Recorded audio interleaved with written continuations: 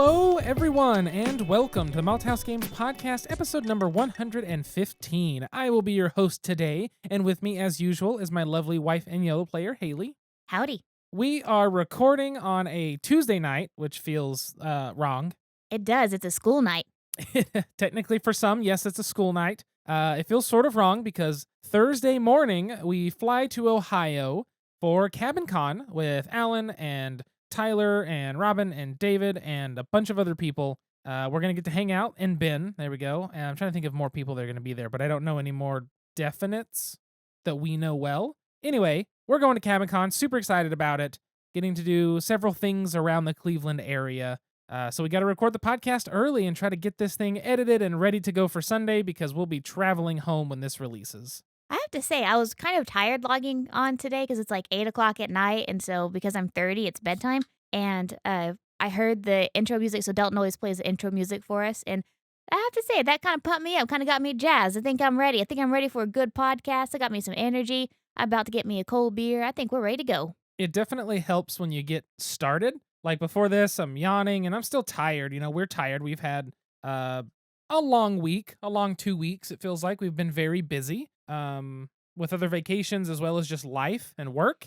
But once you get logged in and get started and the music plays and you're just kind of like getting ready for the zone, it feels like you get a little kick of energy. You're ready to go. You're ready to talk about some board games, talk about beer, talk about life plans.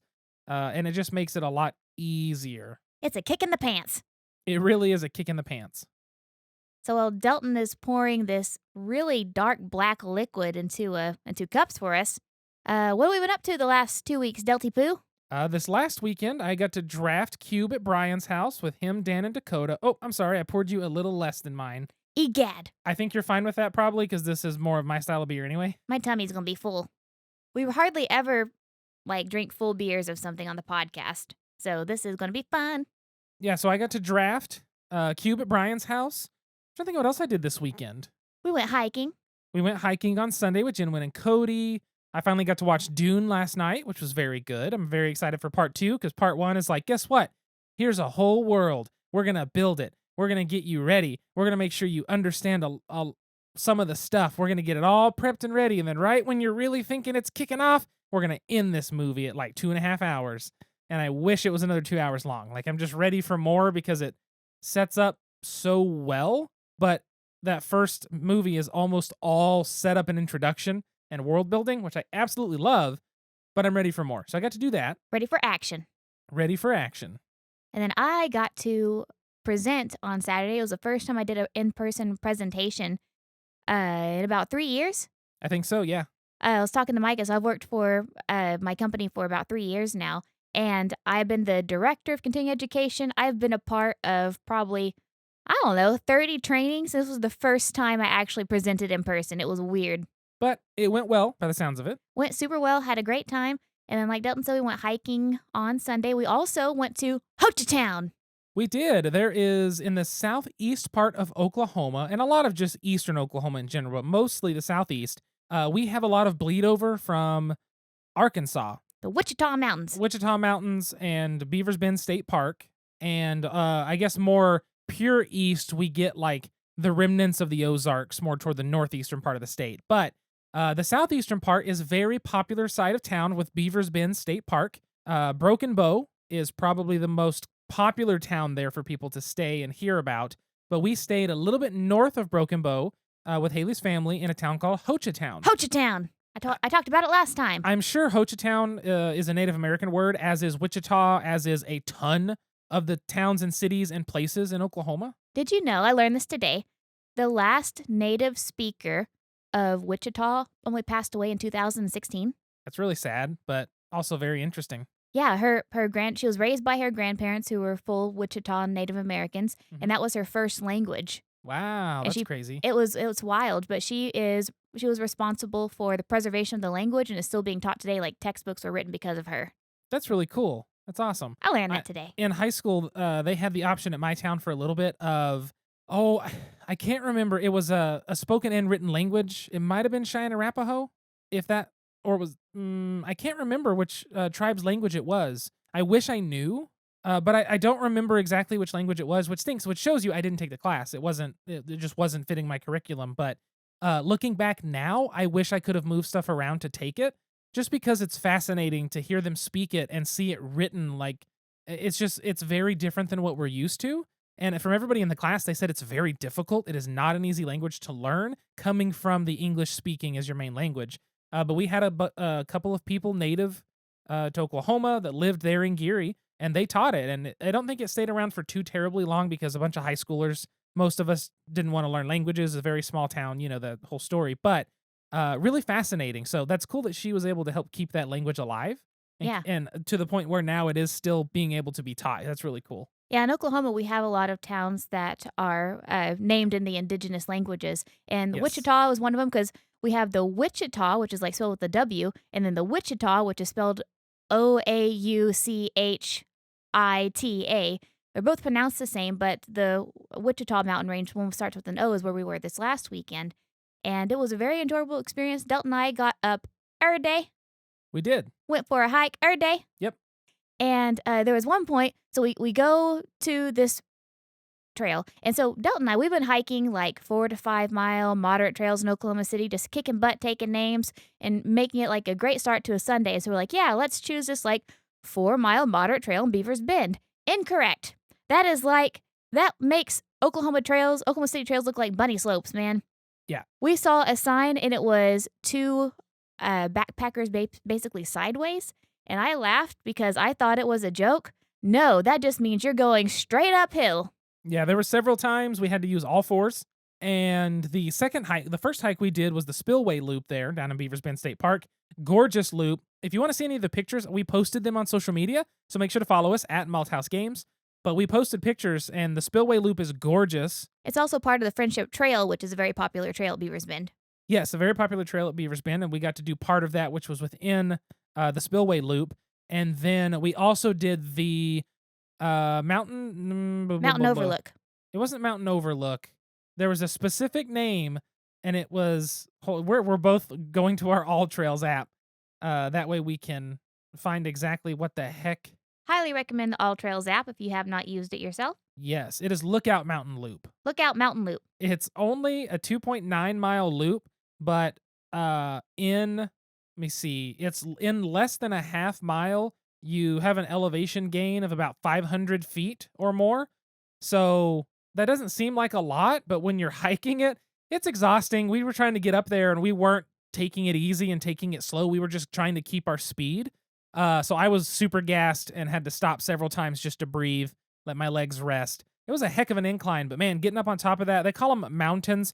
Technically, Oklahoma has no mountains because a mountain by definition is that the peak, I think you said, was 1,000 feet in elevation above the average land beneath it. Yeah, something And like that. Oklahoma does not have any that actually break that. They are very close, like within 100 feet or something.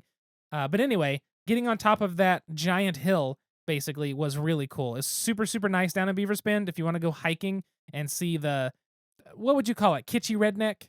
It's like a kitschy redneck, yeah. All the stores are like, Bigfoot's around here, y'all. And that's their vibe they go for. And it, for the most part, works. There's one store that sold the shirt that just said beans. And I've never been so tempted. I had already bought my shirt for the trip. I was only allowing myself one shirt. But then I looked at this purple shirt and white letters just said beans. And I'm like, why did I have to buy? Why do you want this? Why do I want this? But also, why did I have to go for the tie-dye Bigfoot Spring Break 2022 shirt first whenever there was beans waiting for me all along? Which, that tie-dye shirt you got from local to Hochatown there is Mountain Fork Brewery. Now, we've had Mountain Fork Brewery on the show before. We talked about that. Sneaky Snake and Rooster. Yep, we told you guys about it before. We got to go to their brewery in-house. Their food was good. Sadly, they did not have their, I think it's an Impossible Patty they use for their vegan burger. It is marked vegan and everything, but they didn't have the meat in, or the fake meat, I should say, at the moment. But we had fries. We had onion rings, stuff like that. That was very good. And their beers there were good. We got to try seasonals, things you can't get in bottles, stuff like that. But we also met Hochatown's one and only lawyer. Yes, according to himself, what was his name? Ledger.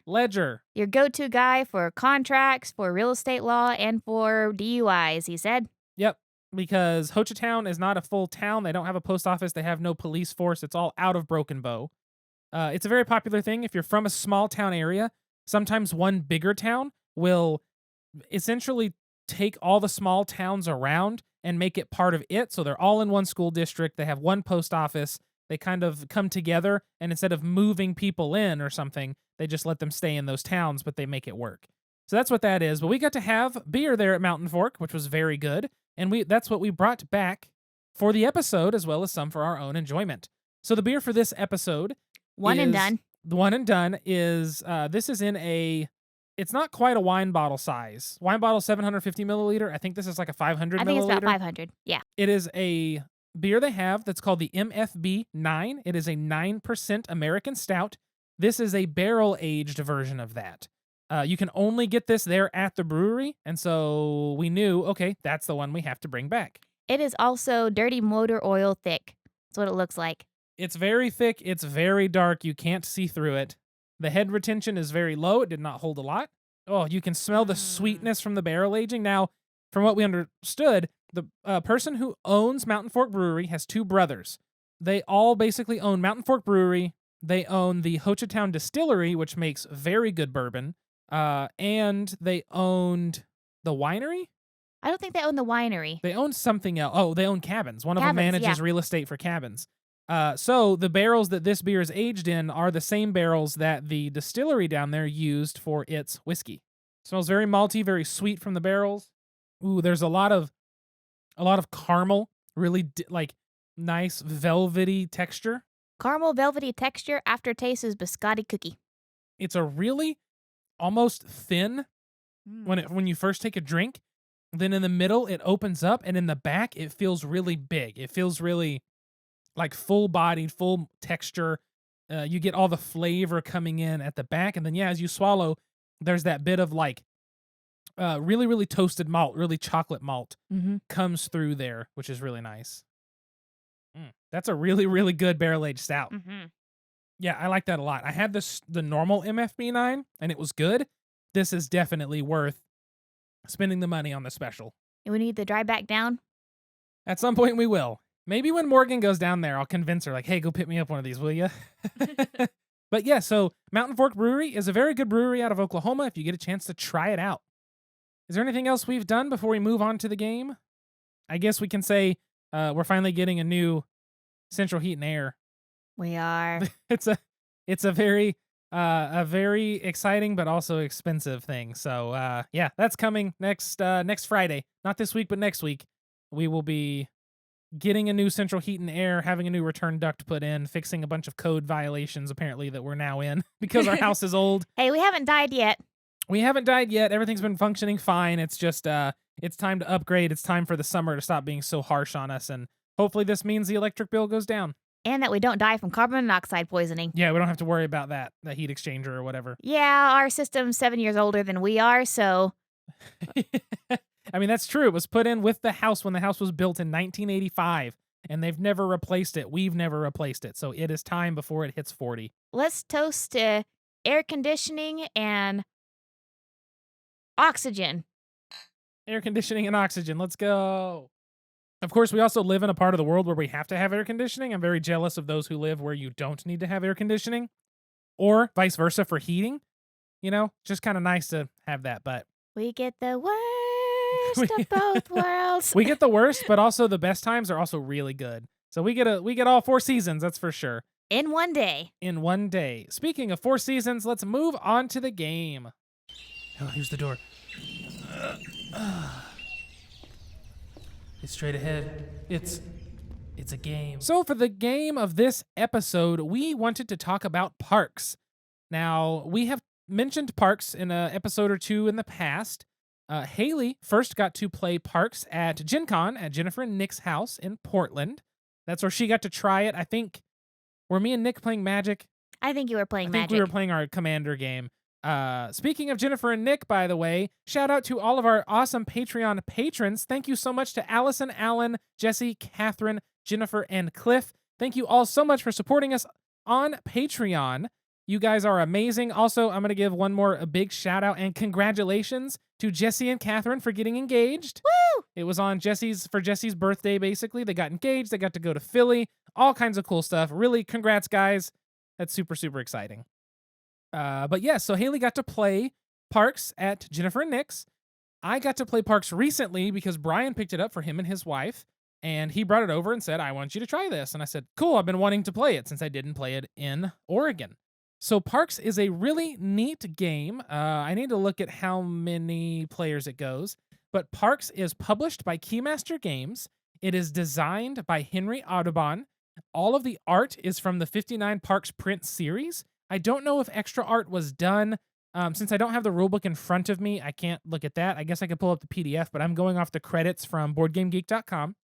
So it's the 59 Parks print series, and the editor is Travis Hill, and the insert designers, who I feel like need a shout out because those inserts are great, are Noah Adelman and Bryce Cook. So Parks is a 1 to 5 player game, and it takes roughly 30 to 60 minutes. Parks is all about you as a player control 2 hikers or 2 trekkers or whatever you want to call them. I'm pretty sure it's just hikers. And what it is the game takes part over 4 different seasons. During those seasons, the weather will affect which weather tokens come out. Your hikers will move place to place, collecting weather tokens, collecting resources such as trees or water or sunshine or animals potentially. All of these tokens are used to then trade in to purchase cards that represent different national parks across the country of the United States. And this is my favorite part of the game because, oh my gosh, the art and the graphic design on the cards are beautiful. They're reminiscent of like the late 40s, early 1950s. Baby boomers are 3 years old. Let's go on a car trip artwork that you see along Route 66. These are the official national parks artwork. Oh, really? Like I had no idea. So yeah, that when I was saying the 59 Parks print series, they actually did. Let me click on it and see if I can get this pulled up. The 59 Parks print series here. I don't see an official link, but I believe, you know what? I'll Google this on the fly. We're doing it live, Cotton. Yeah, we're going to go to the Parks print series. And I believe that this is from, here, Art of the National Parks. So these are, I don't know if they're posters. We believe public lands and art of printmaking are worth preserving. Our posters celebrate national parks and are beautiful screen printed to USA. 5% of each poster sale before profit is donated to the National Park Service. So I don't think these are the actual... Yeah, I guess it's this company or something. Yeah, but it's really neat that the prints give back to the national parks because, oh my goodness, these are such beautiful depictions of each of the parks. And they do, like Delton said, all 59 parks in them. Oh, yeah, and here's what's neat. So a membership, it's $500, which is a lot. It says $500. This year, we're offering 2 membership options, very limited qualities. They're both gone. Each option comes with its own perks. Receive shop credit. You basically get $650 credit to the shop. That's $150 in free shop credit, 25 boosts from last year, 2 free prints, national park pennant. Basically, it's a bunch of stuff that supports national parks, but I could have sworn that this was like officially like the park's posters, but anyway, these are awesome, gorgeous artwork. I highly recommend checking it out, even if just for the great artwork. But as Haley also said, the graphic design of the game is also really well done. It's one of those games that you sit down on the table, you set it up, and it already makes sense. I see these little symbols on these cards, and I see them in a different place on these cards. I bet you collect them here and purchase with them there. It all makes sense. It's really clean. It's really simple, but it's also pretty, which is always a bonus for us. So in the game, you're controlling your 2 hikers. You are walking through these little tiles that you lay out, and they're I almost want to say they're like a triangular. I almost want to use the term chevron, where they like nestle together. And you move your hikers along them, collecting the resources. Once you've passed one, you can't go backward. You got to continue on the trail to your campsite. You can't stop where other hikers are. Sometimes you can take photos. Collecting the animal tokens act as wilds. And you try to collect these parks, take photos, do different things during the game to get the most points when the game is over. It's really not a difficult game to play. It's not complicated to understand. It's not hard to do. But it's something that's very fun because you're like, oh, I want to do this park. And then you grab it. And you go, wow, this park's really pretty. Where is this park? And then you read it on the card. And then you want to Google where the park's at. Then you find the ones where you've maybe been to. And you go, hey, we've been here before. How cool was that? That's what I think really makes this game something awesome. Is that it's a game that's easy to play. It'd be good for families. It's good for people who just want to have a relaxing game time, something that's fun and different. And, not too complicated, but then it sparks conversation.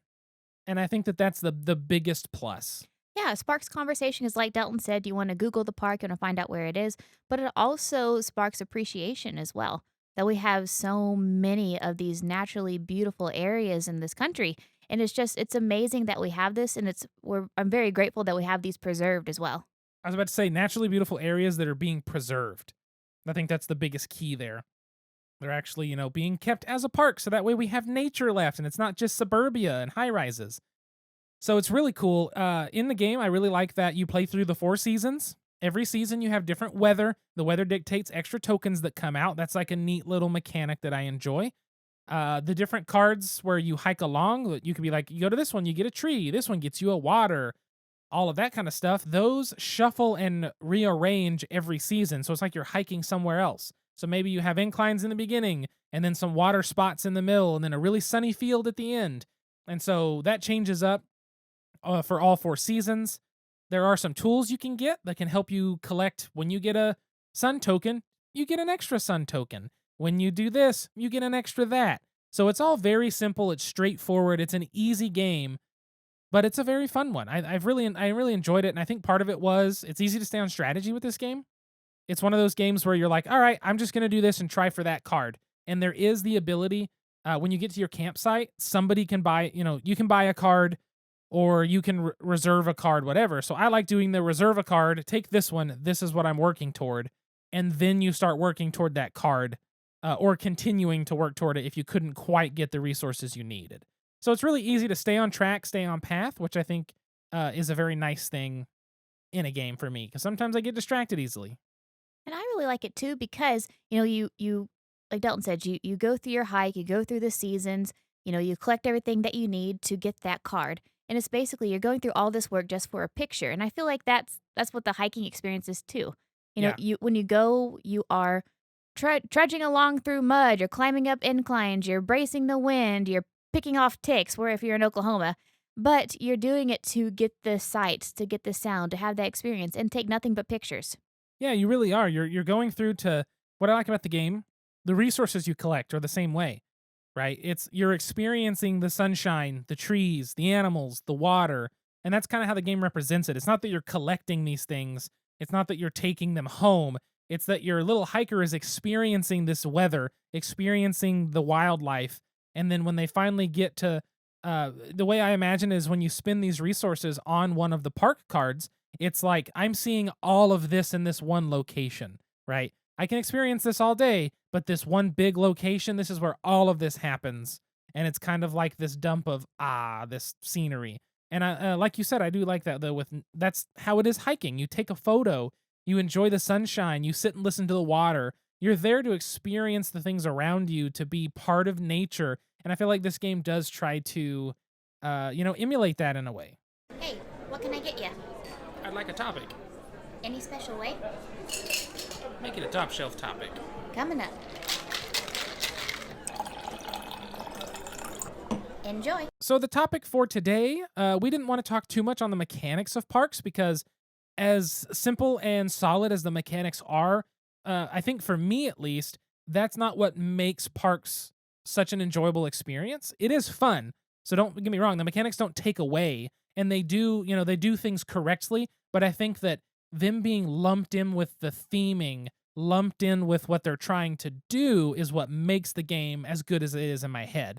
So instead of sitting and dwelling on all the different things of, oh, and then you do this, and here's how you blah, blah, blah mechanic, we've basically explained the whole game. It's very simple.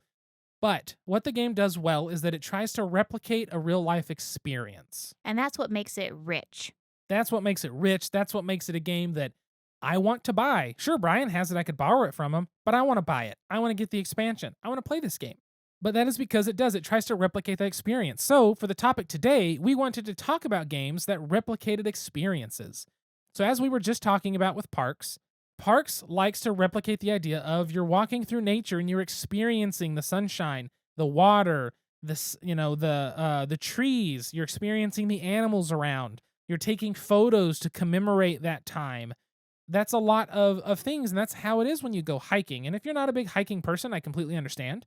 It's sometimes getting out in nature is just not fun, and I completely get that. But there's things in life that no matter what, that you like to experience. And when a game tries to replicate that, Or if a game replicates it and you haven't been able to experience it, sometimes that's just really nice to be like, oh, this makes me want to blank. Yeah, and I felt that way about parks because, as I was playing at Nick and Jennifer's house back in August, we're going through the cards, looking at, admiring them, talking about how pretty they are. And Jennifer, her goal was to, from what I remember, collect the cards that she'd been to. So like, oh, I've been to this park, I'm gonna go to that one. Oh, I've been to this park, I'm gonna go to that one. And I'm looking through and I'm like, holy crap, I have never been to a national park. Yeah. Never. And I'm looking through all these cars, I'm just admiring how beautiful they are, and I'm getting so inspired. And I feel like it was that inspiration that really kind of started this desire to hike because we went hiking that weekend too with Nick and Jennifer. And since then, Delton and I have discovered hiking and camping on our own. And so I feel like not only our experience with Nick and Jennifer, but playing this game has really motivated us, one, to get out in nature, but two, to kind of explore some of these national parks. Definitely, because we hiked a little bit before, really just a couple times, right? Our first time in Oregon, we hiked in Forest Park. We drove out to Crater Lake one day, all the way from Portland down and back, which was a 15 hours on the road, 15 hours. But we got donuts. We did get donuts from Voodoo, but we got to do that.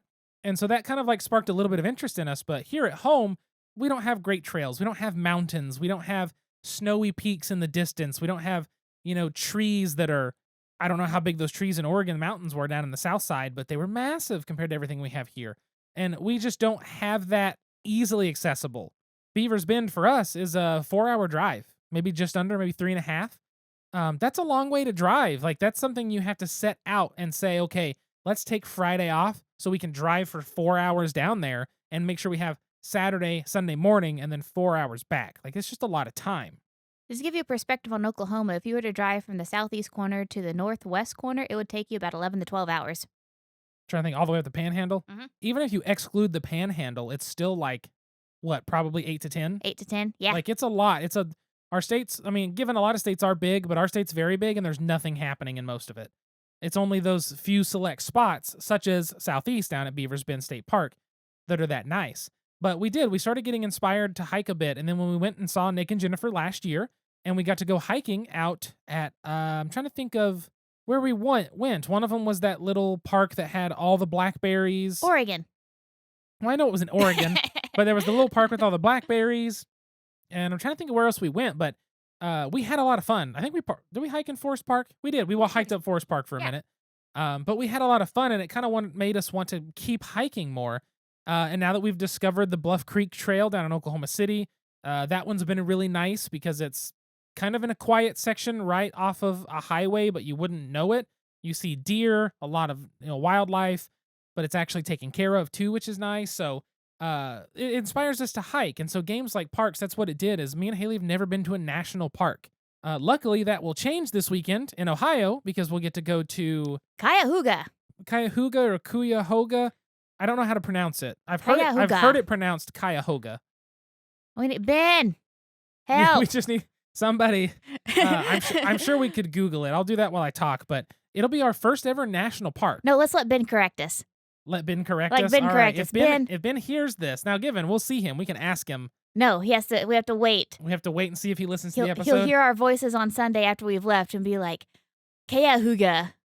Or it's spelled Cuyahoga. It's just like Quebec. Yeah, Quebec. Quebec. There's so many ways to pronounce it probably, but there is a correct one. But Cuyahoga Valley National Park will be our first ever national park. We are going to go hiking on Friday morning and Saturday morning. I don't think we're going to go hiking in the evening, and we're not going to do anything crazy long. We usually put ourselves at a between 4 and 5 mile limit. Usually that puts us around a 2-hour hike at most, and usually about an hour 15 at least, depending on elevation and different factors. Here in Oklahoma, it's like an hour 15. In Beaver's Bend, 4-mile hike was 2 hours. So there is a difference there. But it's gonna be our first national park. So the next time we play parks, if that card comes up, we can be like, hey, we've been there. We did it. We played one of these cards. Basically, you and I are going to be both vying for that card. That's exactly what it is. We're both going to fight over it. But go ahead. Yeah, but just like, parks simulates a hiking experience and really encourages us to, go explore. There are other games that simulate experiences too. And one that I thought about when we were talking about this topic was morels. Definitely, because that's something we've done in life, right? We've been mushroom hunting several times, and It's funny, people make fun of me for calling it mushroom hunting, but that's what it is, and that's what we do. And we're also vegan, so it's the only hunting we can do. There you go. It's very popular here in Oklahoma. Morels are a mushroom. They generally are in the springtime when you get a really big heavy rain. The next couple of days, especially if it's sunny and warm, they will pop up under trees in a matter of hours, and they are delicious. You basically take them, wash them, slice them, soak them in some salt water, and drain that off, put them back in some water kind of thing after a day. They're good to fry. They're good cooked anyway. They're a very delicious mushroom. But what I really like about morels is that it does simulate that mushroom experience because, like Dalton said, you have to wait. Morels only grow in certain areas, certain times of the year. You have to wait for them to pop up, and you can't cultivate them yourself. You have to actually, morel is one of those mushrooms that they haven't figured out how to cultivate. Yeah. And so with morels, you're waiting for the little sundial to go around the track. You have to wait your turn to be able to get these different mushrooms, and you see them, you know that they're coming, and you have to collect enough to make a meal, but you have to wait for those mushrooms to come around. You have to also collect your butter. You have to be able to have enough pans to cook them in. So it really simulates the waiting, the hunting, the gathering, and then of course the cooking, which is always nice. It does, because you're looking in the forest in morels, and if you don't have walking sticks, you can't get mushrooms that are further into the forest. And it's very fun because you wait for the cards to come up. You really want to get them, but if somebody dilly-dallies and does it to where for some reason you can't get to it in time, then it's going to go into the decayed pile. It's going to go bad. It's going to dry out, and then it's not going to be any good after that. So it does. That one really does replicate that mushroom hunting and everything. And every time we play it, I go, I want to go find mushrooms. Because we get morels in the spring, but in the fall, we get oyster mushrooms that grow on, generally, it's the dead tree trunks of like oak trees and stuff. They're a lot harder to find. I think they're actually a better tasting mushroom when fried, but you have to make sure to find them, cut them off. They're delicious. Man, you got that morels hook up again this year? I mean, my parents go and get 5-gallon buckets every year. So what we need to do is the next big rain comes through like that, I need to head out there to my parents and say, take us. We're getting mushrooms. Fingers crossed for April 16th. Yes, for Easter weekend, if it can get rainy and give us some mushrooms. I'll let mom know tomorrow when I talk to her, hey, if you guys go mushroom hunting, please keep us back some. But Morels is another game that really replicates that. A game along a similar lines to Parks, I think, that tries to simulate is Sunset Over Water. Sunset Over Water, you're basically choosing a time to wake up so you can hike to these landscapes so you can paint them. That one doesn't sit the same with me, but that's because I don't paint. You know what I mean? It doesn't make me inspired to go paint in the same way that hikes or Parks inspires me to just go hiking. However, it does make you want to go to places that look like those cards. You want to find those places that have that picturesque scene that, even though that one's about painting, that you want to take a photo of. You want to take a picture with. I don't know, man. It awakens my inner Beth Sobel. Yeah, I mean, the cards are beautiful. Artwork's beautiful. It's a good little game. For sure. Sunset Over Water's great. But another one you said earlier today was Photosynthesis, too. Yes, Photosynthesis is an interesting one because it's not trying to replicate the experience of a human in a forest, but it's trying to showcase in a way the experience of a tree in the forest or in a forest in general, of how trees will grow and spread and then die and grow, and how the sun provides energy to make sure it can grow and spread further to keep its species alive. And it's kind of a fascinating look at it to me because I feel like it replicates it basically as well as you could in a board game, but also makes a fun game out of it. Photosynthesis, I don't recommend with more than 2 players. I think it slows down far too much, but with 2 players, really, really, really like Photosynthesis as well. I know that a lot of people have started bird watching because of Wingspan, because Wingspan's about observing these birds, learning about these birds. That's been a huge thing, and I feel like that's probably pretty accurate to the birding community, right? Is you're looking at books, finding out what birds are in your region, learning about these birds, what times of day, what colors, where do they normally sit, is it in the water, the marshy areas, the trees. Then you go and try to identify them, try to spot them in the wild. So I feel like Wingspan's another that, in a way, replicates bird watching. I have a question for you. Go for it. We're talking about this topic, which is, building an experience within a game. What is the difference between what we're talking about, like building an experience within a game, and just a theme? So for me, this is a weird one. Behind the scenes, I had to cut out a bunch of stuff because my thoughts are crazy.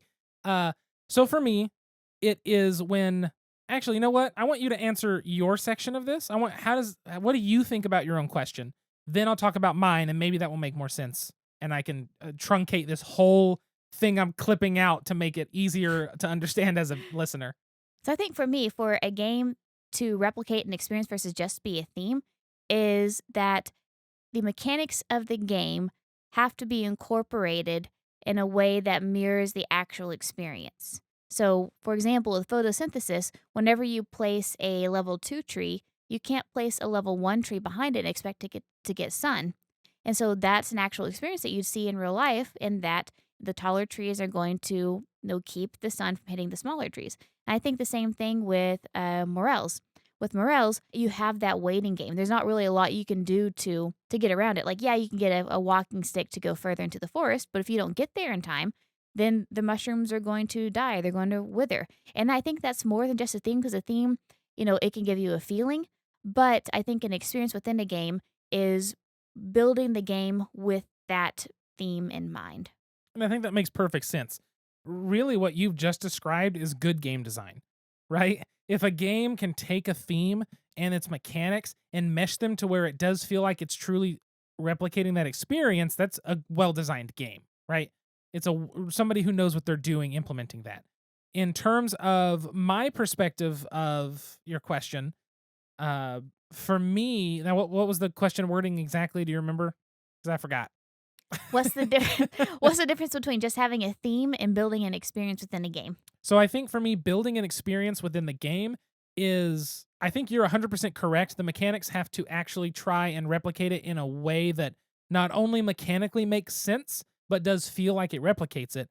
But I think for me, what clicks the most, so what taking a game like Parks, a game like Wingspan, and a game like Photosynthesis, and makes me understand it and feel that it is truly trying to replicate an experience, is that it gives me a sample of an experience that I can physically, as a human, not at a board game, go and try to experience.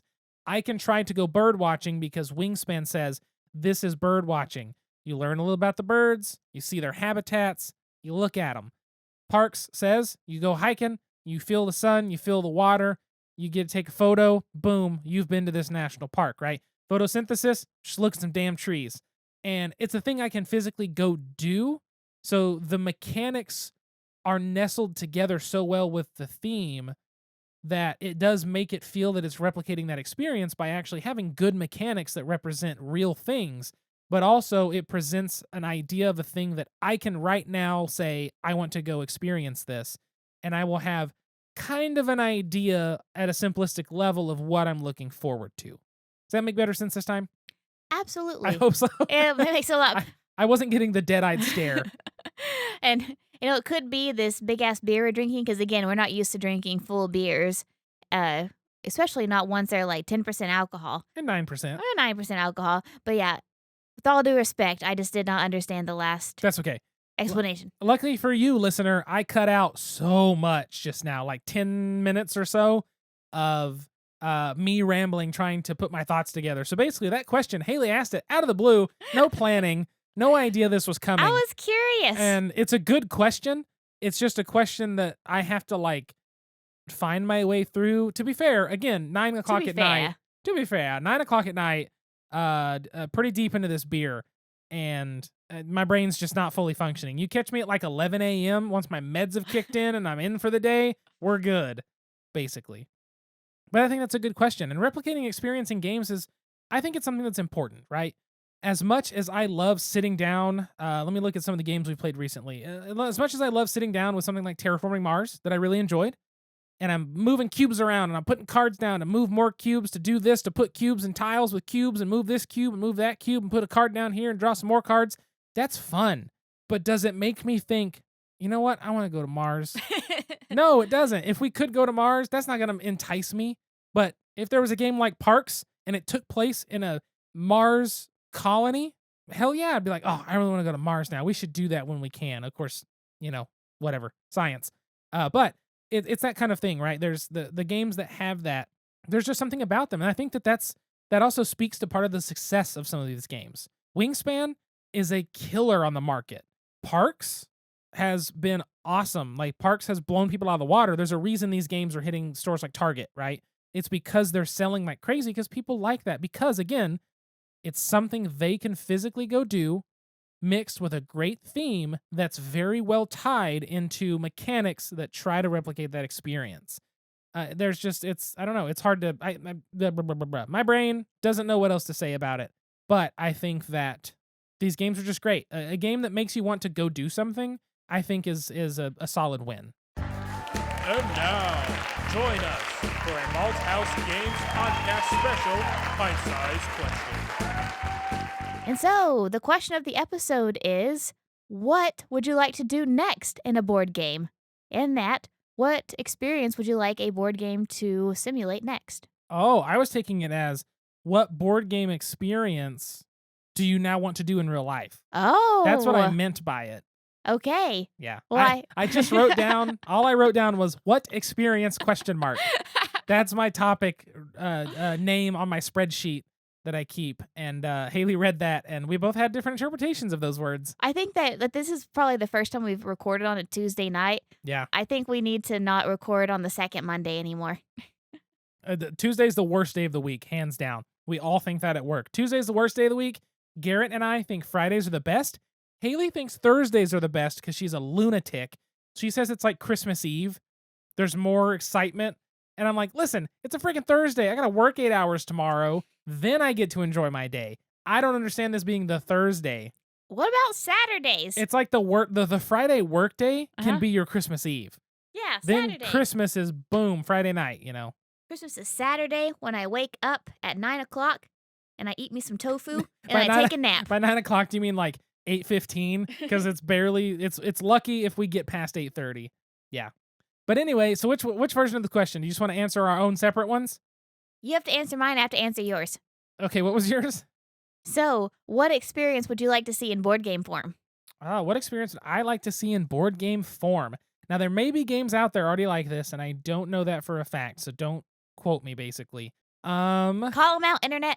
I think it would be fun to have a game that's really good at replicating cooking. Ooh, yeah. That would be difficult because of all the ingredients needed, prep things needed, but I think it would be fun if there was a really good game about cooking. I have no games about cooking.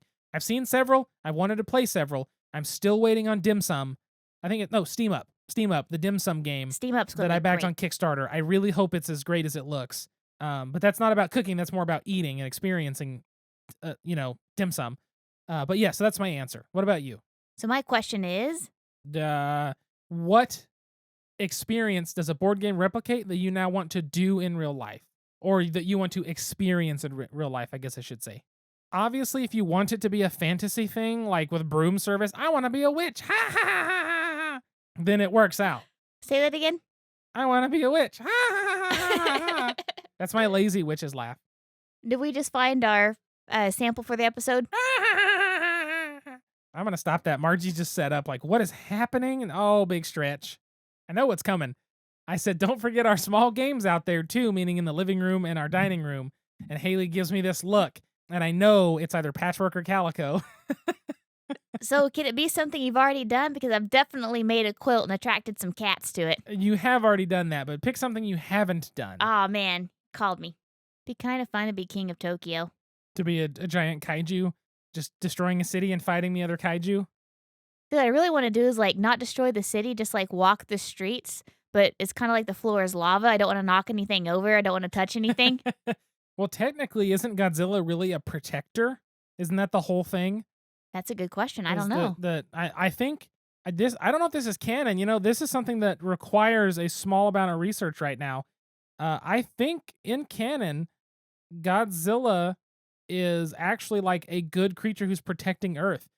As the series progressed, so did Godzilla, changing into a less destructive and more heroic character.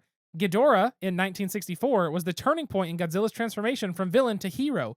By pitting him against a greater threat to humanity, King Ghidorah, Godzilla has since been viewed as an anti-hero. So, yeah, kind of like Godzilla. From the beginning, he was a big monster, but as he went on, he's actually protector of humanity and the world, which is kind of hilarious because he's a giant lizard dinosaur thing. And I could do that. You could do that. There you go. You could be the one in the mechanical bunny suit. I second that. That's what I was thinking too. Cyber Bunny? Is that the name? I think. I could be Cyber Bunny. You can be Cyber Bunny. I think that would be fun. There you go. If I can't make quilts to attract more cats, and I'll just become a bunny hell-bent on world domination. I love how my point in the topic version section was that it's things that are actually achievable by myself. Like I can do the things in the games, and you're just like, I'm going to be Godzilla. And that's your whole point. Everything's fine. Well, I think that does it for this episode. Thank you so much for tuning in and listening to the Malthaus Games Podcast, episode number 115. As we said, we will be in Ohio this weekend. So when this episode comes out and hits your magnificent ears, we will be probably either on a plane. Back in Oklahoma. Yeah, we'll either be on a plane or on our way to get on a plane or on a layover from a plane, something to get back home, pick up Margie from my parents, and try to enjoy a little bit of Sunday before the work week begins. But we're going to try to have, hopefully, some special content for you all from our trip here to Ohio. So when you're listening to this, keep an ear out for the next episode. And as long as I get to do what I want to do, which I just have to make myself and have Haley make me, and it's my friend, so it should be easier. But we will try to come to you, whether it be on here, on YouTube, on social media, something like that. We will try to come to you with some special extra content from this weekend. So look out for that. You can always look for that at our social media platforms at Malthaus Games, Malthaus Games. You can always send us an email, contact@malthausgames.com. Do that if you have a game you want us to talk about, a topic that you think we need to cover, a question you want us to answer on the show, or if there's any ideas for beer that we can get in Oklahoma that we can pick up to try on the show. And if it's your favorite or just one that you have come across before, we're more than happy to try to find it to pick up. You can always find me personally at Delton Brack, DeltonBrack, although I basically never use my personal pages now. It's all Malthaus Games. You can find Haley at SQUIRRELYGEEK. That is at Squirrely Geek. Make sure to like, share, and subscribe. Give us a review on Spotify. Give us a review on Apple Podcasts, I think's the app's name. I don't have an iPhone. Review us all around. Tell your friends about us. Share it on social media. We really appreciate all that good stuff. Is there anything I'm missing? I feel like I'm missing something. I'm very tired. I know. It's like the tiredness is hitting me, but I'm trying to just keep that energy going and also get through this beer. But now I'm really wanting like an Oreo or two and to finish watching that hiking video. Let's watch an Oreo or two and eat a hiking video. Is that what I said? No. Okay, But that's good. what came out of my mouth. That is what came out of your mouth. All right. I think that's going to wrap this episode up. Thank you again for listening. We really appreciate it. Until next time. Yeah, thank you again for listening. And until next time, sit back, relax, grab a drink, and play some games. We'll see you folks later. Goodbye. Bye.